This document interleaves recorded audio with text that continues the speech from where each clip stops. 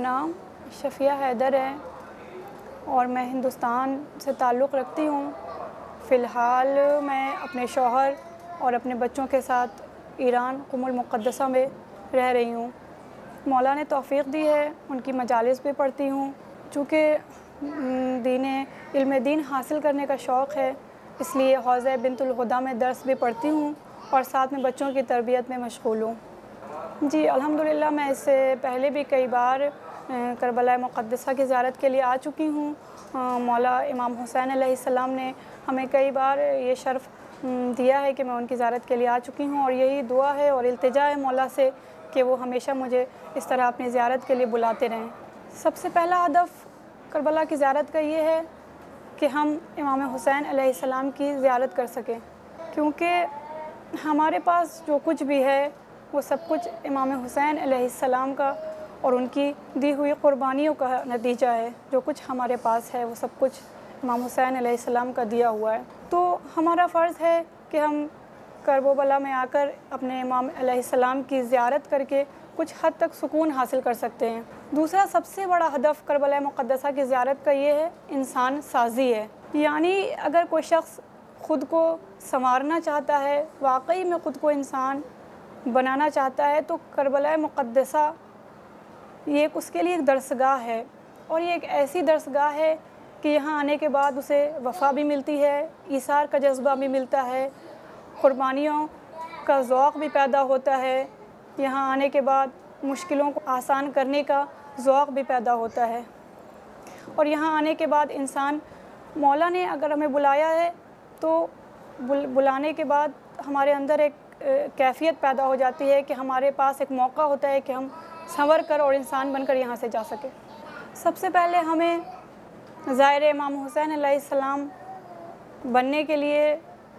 अपने अंदर इमाम के हुज़ूर में पेश होने के काबिल बनना चाहिए मुझे। वैसे तो मेरे इमाम बहुत मेहरबान, रहमान, रहीम और करीम हैं। उन्होंने गुनाहगारों और ख़ताकारों को भी इजाज़त दे रखी है, लेकिन हमारा फ़रीज़ा ये है कि जब हम करबला की ज़ियारत के लिए चलें, जब ये सफ़र शुरू करें,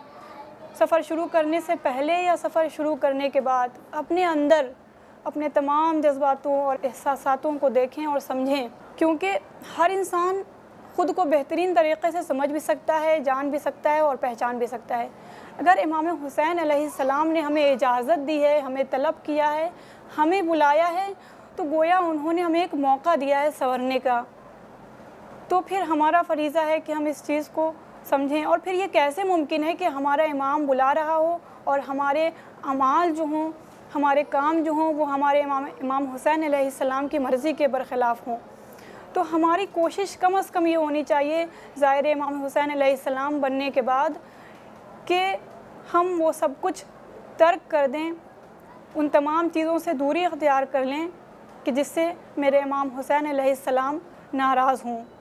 उनकी मर्ज़ी ना हो जिन कामों में, और उन तमाम वाजिबात को और उन तमाम आमाल को अंजाम दें कि जिससे मेरा इमाम राज़ी होता है और मेरा इमाम खुश होता है। वाक़ईन करबला जन्नत का एक टुकड़ा है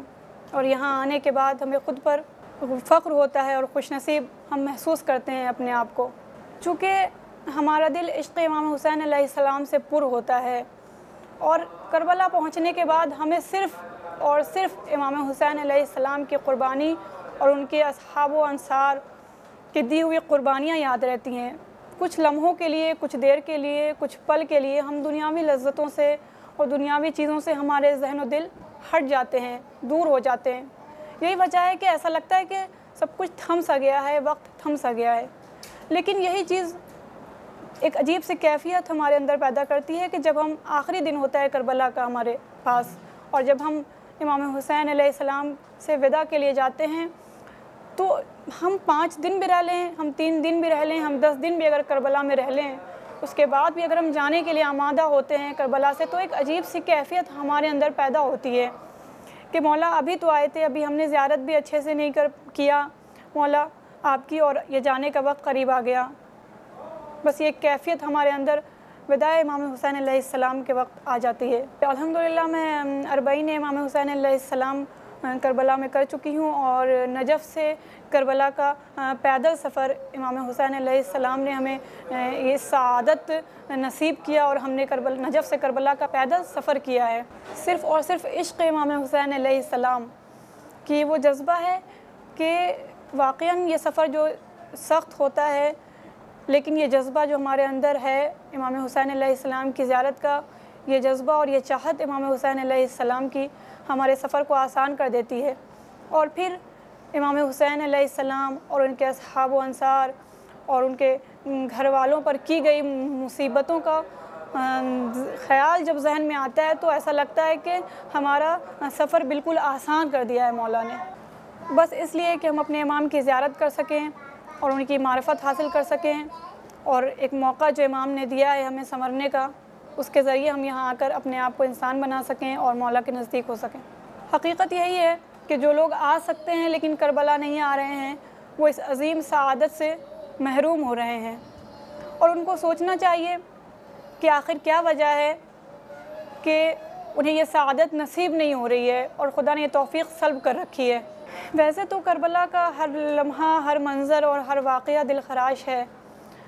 لیکن مجھے جو سب سے زیادہ متاثر کرتا ہے وہ شہادت حضرت علی اکبر علیہ السلام ہے، کیونکہ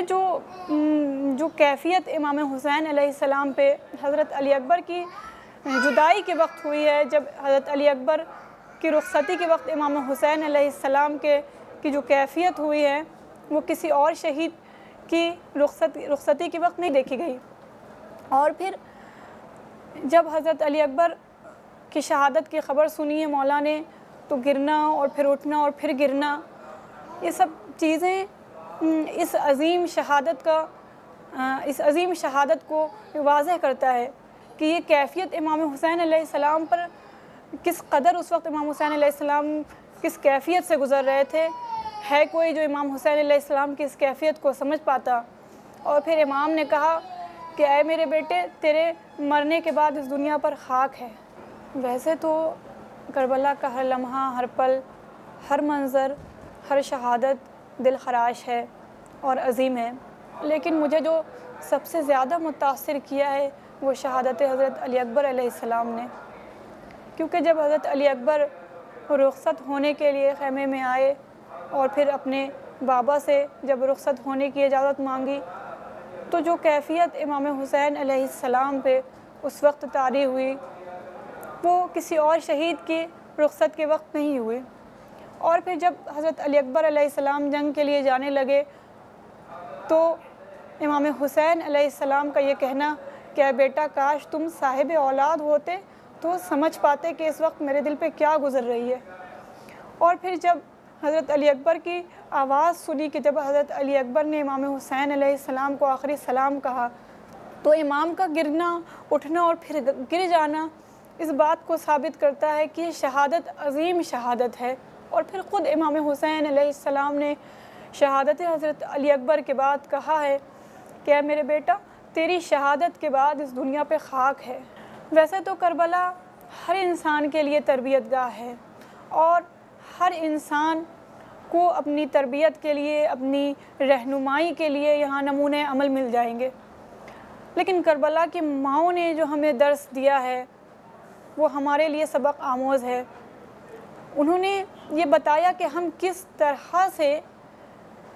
طرح سے اور تربیت کر کے اپنے بچوں کی معرفت امام حسین علیہ السلام کے ساتھ تربیت کر کے کہ آنے والے زمانے میں کہ جب میرے امام کا ظہور ہو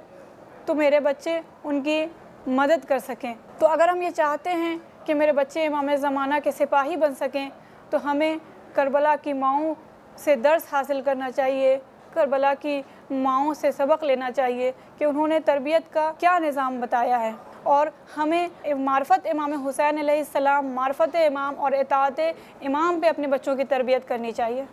میں آپ کے ناظرین کو یہی پیغام دینا چاہوں گی کہ آپ کربلا آئیں، کربلا کی زیارت کے لیے آئیں، ضرور آئیں اور بار بار آئیں، کہ یہی وہ زمین ہے، یہی وہ جگہ ہے کہ جہاں ہر درد کی دوا ہے، ہر مرض کی شفا ہے۔ یہاں جو بھی آتا ہے وہ سب کچھ لے کر جاتا ہے، اپنی حاجتوں کو پورا ہوتا ہوا خود اپنی نگاہوں سے دیکھتا ہے۔ تو ضرور کربلا آئیں اور بار بار آئیں۔ اور ساتھ ہی آپ کے ناظرین کو میں یہ پیغام دینا چاہوں گی کہ آج کے دور میں الیکٹرانک میڈیا اور خاص طور سے سیٹلائٹ چینل کہ جیسے امام حسین ٹی وی اور اس طرح کے دیگر چینلوں کی مدد کریں کہ